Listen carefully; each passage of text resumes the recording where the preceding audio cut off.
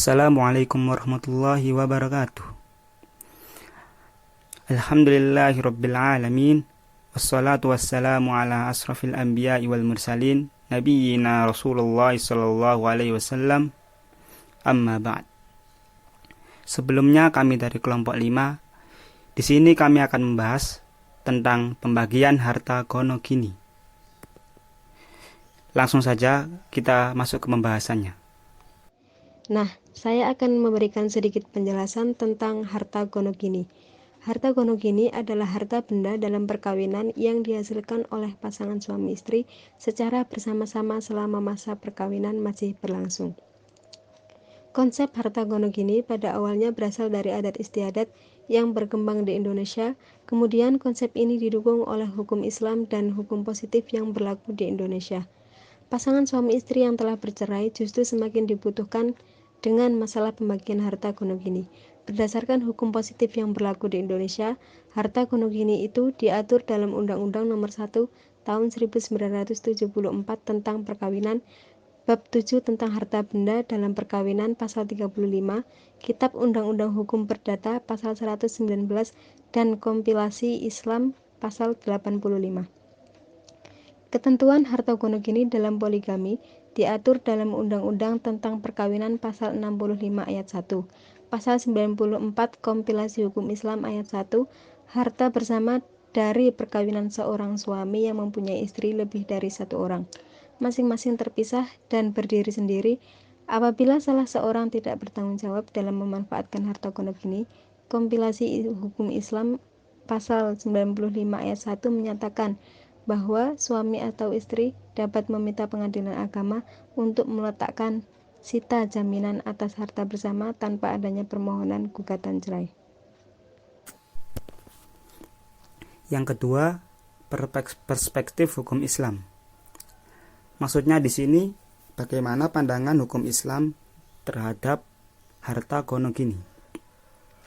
Secara umum, hukum Islam tidak melihat adanya harta gono gini. Hukum Islam lebih memandang adanya keterpisahan antara harta suami dan harta istri. Apa yang dihasilkan oleh suami merupakan harta miliknya. Demikian juga sebaliknya. Apa yang dihasilkan istri adalah harta miliknya. Lalu bagaimana harta gono gini dalam perspektif hukum Islam? Menurut M. Yahya Harahap, bahwa perspektif hukum Islam tentang gono gini atau harta bersama sejalan dengan apa yang dikemukakan oleh Muhammad Syah, bahwa pencaharian bersama suami istri mestinya masuk ke dalam rubu'ul muamalah, tetapi ternyata tidak dibicarakan secara khusus. Hal mungkin disebabkan karena pada umumnya pengarang kitab-kitab fikih adalah orang Arab yang tidak mengenal adanya pencaharian bersama suami istri. Tetapi ada dibicarakan tentang kongsi yang dalam bahasa Arab disebut syirkah. Oleh karena masalah pencaharian bersama suami istri adalah termasuk perkongsian atau syirkah, maka untuk mengetahui hukumnya maka perlu dibicarakan terlebih dahulu tentang syirkah yang telah ditulis dalam kitab-kitab fikih, khususnya bab muamalah. Maka sesungguhnya masalah harta gono gini tidak disinggung secara jelas dan tegas dalam hukum Islam. Dengan kata lain, masalah harta gono gini merupakan wilayah hukum yang belum terfikirkan, ghairu al-mufakkar dalam hukum Islam. Sehingga oleh karena itu terbuka bagi ahli hukum Islam untuk melakukan ijtihad dengan pendekatan qiyas. Dan dalam ajaran Islam, ijtihad itu diperbolehkan asalkan berkenaan dengan masalah-masalah yang belum ditemukan dasar hukumnya. Masalah harta gono gini merupakan wilayah keduniaan yang belum tersentuh oleh hukum Islam klasik. Hukum Islam kontemporer tentang harta gono gini dianalisis melalui pendekatan ijtihad, yaitu bahwa harta yang diperoleh pasangan suami istri selama dalam ikatan perkawinan merupakan harta gono gini. Selanjutnya yaitu pembagian harta bersama. Dalam pasal 37 Undang-Undang Nomor 1 Tahun 1974 tentang Perkawinan, pasal 96 dan pasal 97 Kompilasi Hukum dinyatakan bahwa apabila perkawinan putus baik karena perceraian maupun karena kematian, maka masing-masing suami istri mendapatkan separuh dari harta-harta bersama yang diperoleh selama perkawinan berlangsung.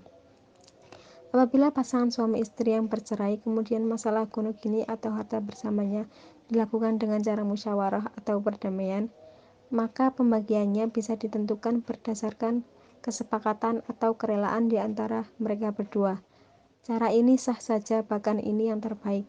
Dengan demikian, pembagian harta gonogini atau harta bersama dapat ditempuh melalui putusan pengadilan agama atau melalui musyawarah. Dalam penyelesaian pembagian harta bersama melalui jalan musyawarah ini, boleh saja mereka sepakat bahwa mantan suami mendapat 1/3 dari harta bersama, sedangkan mantan istri mendapat 2/3, atau sebaliknya, mantan istri mendapat 1/3 sedangkan mantan suami mendapat 2/3.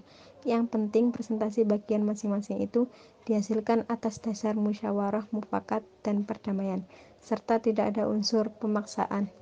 Nabi Muhammad SAW bersabda, perdamaian adalah boleh dilakukan di antara kaum muslimin kecuali perdamaian yang mengharamkan yang halal atau menghalalkan yang haram. Kesimpulan yang pertama yaitu ketentuan tentang harta gonogini harus jelas karena berdasarkan hukum positif yang berlaku di Indonesia. Yang boleh dibagi secara bersama di antara pasangan suami istri adalah hanya sebatas harta gonogini, asalkan tidak ditentukan hal lain dalam perjanjian perkawinan. Berdasarkan hukum positif yang berlaku di Indonesia, harta gonogini itu diatur dalam Undang-Undang Nomor 1 Tahun 1974 tentang perkawinan. Bab 7 tentang harta benda dalam perkawinan pasal 35, Kitab Undang-Undang Hukum Perdata pasal 119 dan kompilasi hukum Islam.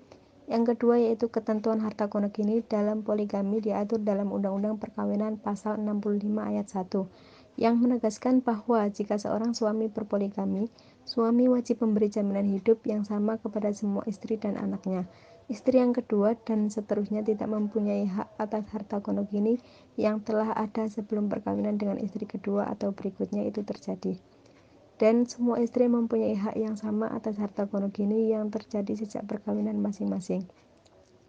Dan yang ketiga yaitu jika salah seorang tidak bertanggung jawab dalam memanfaatkan harta gonogini tanpa melalui proses gugatan cerai terlebih dahulu, KHI pasal 95 ayat 1 mengatur bahwa suami atau istri dapat meminta pengadilan agama untuk meletakkan sita jaminan atas harta bersama tanpa adanya permohonan gugatan cerai.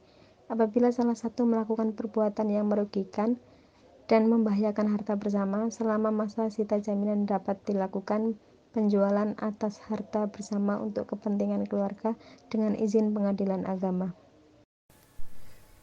Mungkin demikian yang bisa kami sampaikan.